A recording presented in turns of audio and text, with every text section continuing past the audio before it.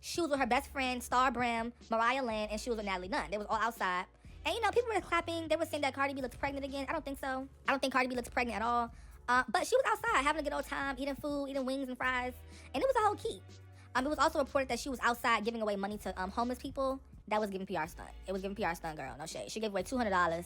That's like 2 pennies for her. But on a real note, though, I do think that if you're not black, you need to be home. I'm sorry. No shade. No shade. If you're not black, you need to be home. Or you need to be doing something to service us. Not sitting around eating our food. Nah, Cardi, you should have been out there volunteering.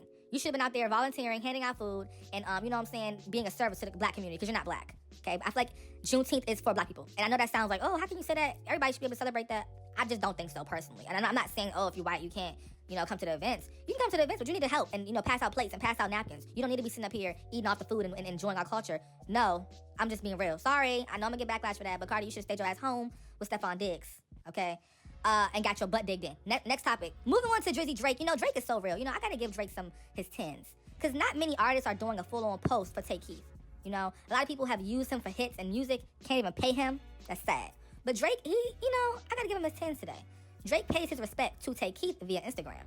He says, endless and eternal gratitude for your spirit and your contributions to this thing that we all love so much. You will be deeply missed. Long live Take Keith. Y'all, I really feel like this Take Keith passing is just so sad because he was so young. He was 29. He almost was going to be 30. He was almost about to turn 30. Can you imagine? Like, you can't even reach a major milestone? That's just so sad to me. And he can't, it's awful. But, why nobody be checking up on these people like that? People who y'all seem to think have it all or are successful or, oh, they got da-da-da. Somebody should have checked on him. He OD'd. That means that this is not a new thing. This is not a new moment. People OD, that means they've been doing it for a long time, and they just happen to have that one moment that sent them over the edge. This man was not okay? And people silently go through a lot of battles in life. Silently are battling strong addictions and issues and mental health problems. People need to check on their people some more. Please, y'all, check on y'all people. Because when this stuff happens, y'all looking around looking stuck and dumb. Where were you at on a random Tuesday morning? Where were y'all at when it was a random Friday night? And, there was no big event to celebrate with them. Where were you at? These people need to have that support, even when it's not a lot going on. When it's not a lot of lights and camera action. People need that support. But at the same time, though, you never know if he was trying to get help. You don't know, so it's just all a sad case to me. But the community is definitely sad and definitely mourning the loss of Take Keith. So RP to him. It's just crazy. Moving on to Chloe Bailey. So there is some tea regarding Chloe Bailey's new mixtape. Her new song called Talking Dirty enters the top 20 on the US iTunes chart. Okay. So the song is definitely getting some play. People are buying it. Somebody said, I hope they sent this to Urban Radio. It's too perfect. Chloe may or may not get radio, but I do think that Talking Dirty should definitely get radio. I love the song Talking Dirty. And my other favorite song is Main Attraction. Okay. Them two songs are really good. And in my personal opinion, this mixtape is a grower. But I will say overall, she's still giving overly produced vocals, overly doing the runs and aggressively on the track, trying to prove a point instead of letting the songs kind of flow, But it's a great body of work. I'm not going to sit up here and diss the album. It's a great album. It's cool. It's tea. It's real tea. But it definitely, in my opinion, feels a little bit forced in certain aspects of the production vocally, okay? Now, Chloe, I hope that Beyonce gives you a nice marketing budget. I really do, girl, because you be getting played, girl. You be getting played. You and your sister be getting played bad. I don't know how to explain it, but she just do. It's in the small things, the small ways, okay? But I did see they got a billboard up for her. She did get a billboard. So she got a little bit of promo going on. She got a little sign down in Times Square. But you know that police department building? It's on that little building right there. New York, yeah, that thing. But do you all feel like Timbaland was a good choice for this music? What do you think? I think so. I don't think it was bad. I don't think it was a terrible choice.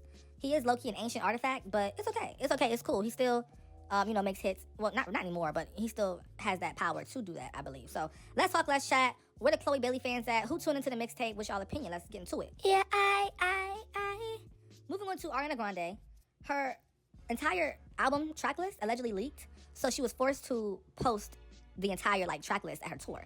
So let's get into what is coming soon from Ariana Grande. So Ariana Grande's track list for her new album, Petal. I hate the name. The name Petal is so silly to me. I don't know. The first song is Kiss Me. Okay, cute. She want to get kissed. Second song, Hate That I Made You Love Me. Okay. I feel like that song is a diss track to her fans. No shade. Number 3, Petal. Album track. Self-titled. We get it. 4, Stay. I want you to stay. Get out Rihanna's nachos. You're not Rihanna. 5, Oh Well. Oh Well. Oh wait, no, it's So Well. Okay, Sierra, knock off. Big Feelings. Okay, Big Feelings. That sounds like a song that she's talking about being horny. She got Freak. Okay, little girl. You freaky, huh? You freaky, ma?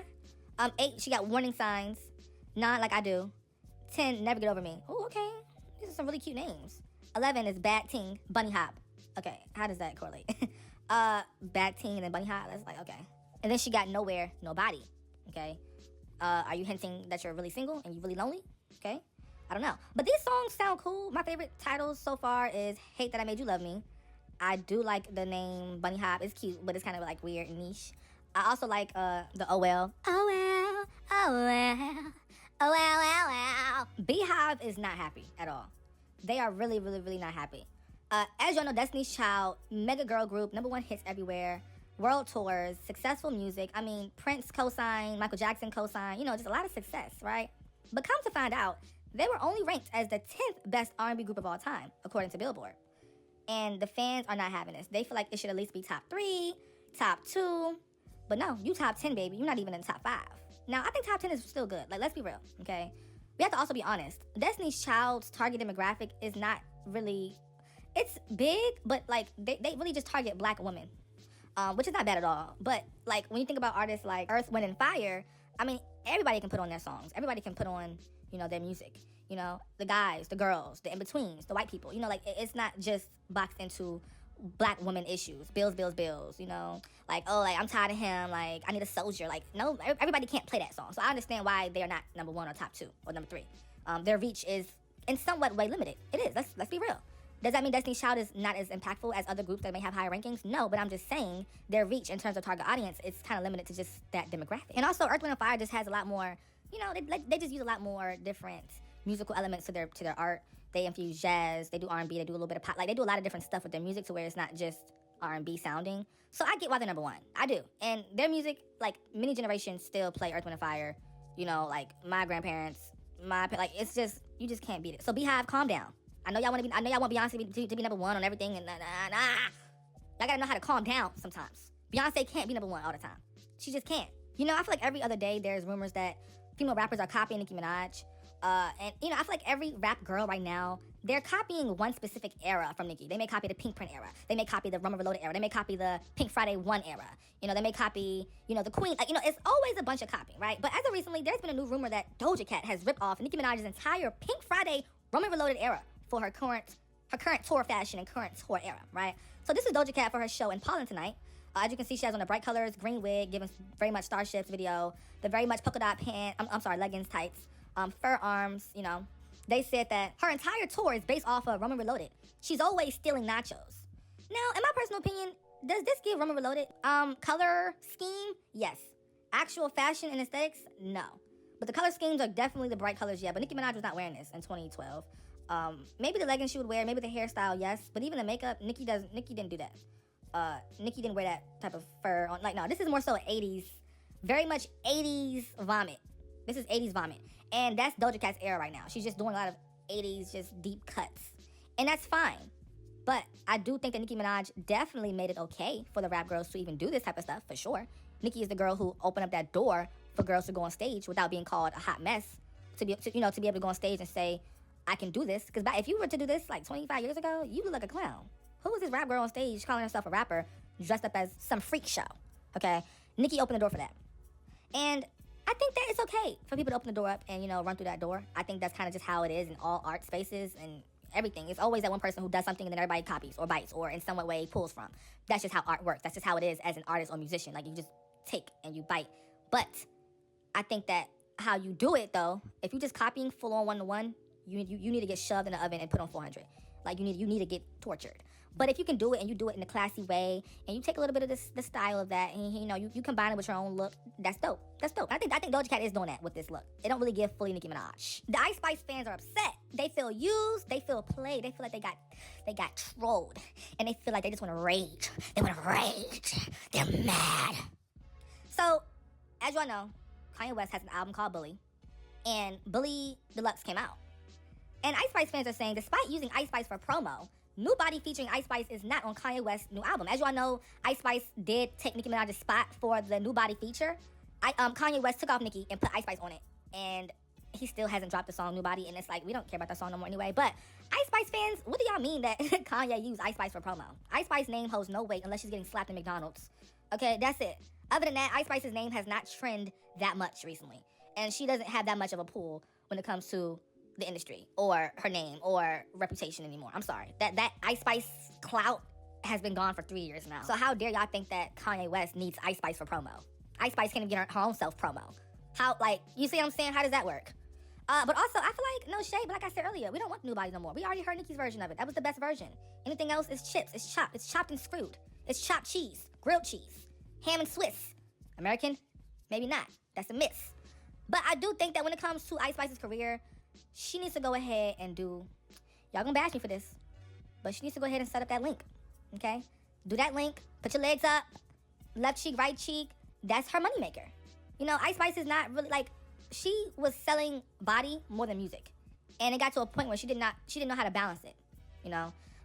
The talent went down, but the body image and all that freaky stuff kept going up. So what happens is the balance of her career and her attention and her, like, selling point became very, very overtly just, okay, the music is not even a relevant part anymore. But yeah, girl, go ahead and get that link up. You know, you don't even gotta do so much. All you can do is put your feet up on there.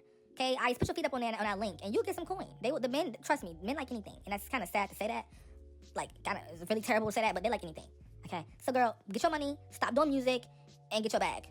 Okay, you can even go in there and just start moaning in the microphone. Like, Ice Spice, you're gonna get coin. Like, I promise you, you don't have to show your body off naked. You can just do a little one too. You know what I'm saying? Like, sell the sizzle. You know what I'm saying? Moving on to Piss Pot, Carisha.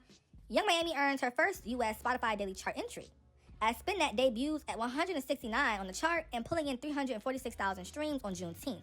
Wow. This what y'all celebrating to on Juneteenth? Scamming money? Boosting? Robbing people? Wow.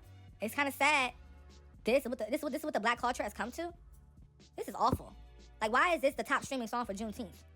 Okay, entering the chart. This is disgusting. This is just disgusting to me. Wow. I see where y'all morals lie, but you know, I can't be mad at y'all. I can't be mad at y'all. No shade, I can't, you know, man, what? Y'all irritate me with this one, man. Go ahead, man. Like, what, bruh? Y'all gonna give her all these streams, bruh? But we got artists like Bia, we got artists like JT, who got real talent, but all it take for her is to say, boosting where y'all at, spin that ish. What about invest that ish? Invest that ish. What about flip that ish? Flip that. What about save that ish? Save that. Y'all so lost. Like, the community is really lost. No, yes, I'm gonna be real. The black community, we need to get better influences. We wonder why we all behind. Well, people be behind in the community. I'm not saying everybody is, but we wonder why the community is so far behind. But look at what we glorify. Look at the artists we look up to and claim to have the song of the summer. Look at the messaging. Look at all these little kids dancing to this song. And they're gonna grow up thinking that scamming and boosting is okay because Carisha said it. Ow, ow, ow, ow. Moving on to Nicki Minaj. People are talking about Nicki, and as you all know, there were Barb accounts mentioned in that lawsuit. Yes, they said the Barbs are scrambling and locking their accounts. Oh, how I love Roc Nation. That's why Nicki hasn't said a word back to Jay-Z. She knew those lawsuits were coming. No, baby, let's not rewrite history, okay? Jay-Z wasn't saying a lot back for a long time, okay? Jay-Z was quiet for a long time. Jay-Z was just now responding when it got quiet, okay? Which is suspicious to me, all right? Nicki has been calling out Jay-Z for months at a time. And me personally, I feel like the reason why the fans are locking their accounts and deleting tweets because they don't want to get involved in that. You know what I'm saying? They don't want to be in the middle of no lawsuit with Roc Nation, you know? And mind you, the fans aren't getting sued. The claim is that Barbs are allegedly paid off. Nobody said anybody was getting sued. But Nicki is never going to be quiet because she's scared of being sued or silenced. That's not how she operates. Trust me. Nicki, her plan has worked. She has forced them to come and speak about it. And she's forced them to open up their mouths. And, you know, she has low-key baited Jay-Z into getting into it, you know, on that stage and discussing it, you know, and showing his hand. You know, that's what Nicki Minaj did. She made Jay-Z show his hand. And a lot of times, well, people who are not calculated don't understand that when you do things like this, it's not an instant, okay, bet, I won. No, it's a long game. You know, the long game always works. And Nicki Minaj has played the long game with Jay-Z. And she's quiet now because now she's observing and she's choosing how she's going to make her next move. You know, Nicki can't just pop out the same minute, same day. No, she knows what she's doing. Trust me, I know. Now, me personally, though, I feel like this whole Desiree and Jay-Z case, all that, it's crazy. Have y'all seen that case, child? Have y'all gotten to that tea? If you haven't gotten to that tea, baby, go ahead and fill yourself up. It's crazy. You know, it's a lot going on with that. And I was like, whoa. That's your daughter? That's your daughter? And Jay-Z, you hired this lady? What the freak is going on? Moving on to Beauty and the Beat by Justin Bieber and Nicki Minaj, it jumps back into the global Spotify top 5 at number 4, plus 2, earning 4.7 million streams. So they're rising again. Everybody was saying, oh, Nicki, Justin Bieber, you're falling off. Y'all song is chopped now. Y'all trash. Y'all need to go home. Y'all eating off this 12, 14-year-old song. Y'all need to stop. Y'all need to stop. It's rising. You're mad. And it's still rising. Oh, who mad? You mad. Now, Beauty and the Beat to me, that song is timeless. It's timeless. Y'all may disagree. I know you are, but I think it's timeless. I mean, look at the proof. Look at the evidence. I mean, look how many years has it been since it came out? And look at how it's still charting. It's timeless. People are saying that these other songs are the song of the summer, but no, I feel like Beauty and the Beat is song of the summer. Like, let's just be very clear. Let's keep it a bean. Beauty and the Beat is song of the summer. Point blank, period. I don't care. Social media is having a conversation.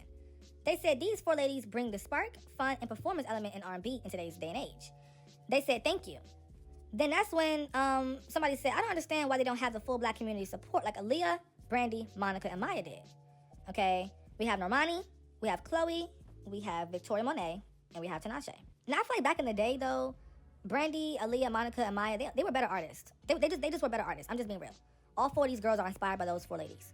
And no shade, but back in the day, you had, like, talent was a lot more prioritized. And I'm not saying these girls now are not talented or not great, but I just feel like they just don't have that same it factor. A lot of artists today do not have the same it factor that artists did back in the day. Back in the day, you also had to go out and physically buy the music and buy the stuff. And it was a different relationship between each artist. The stakes were higher.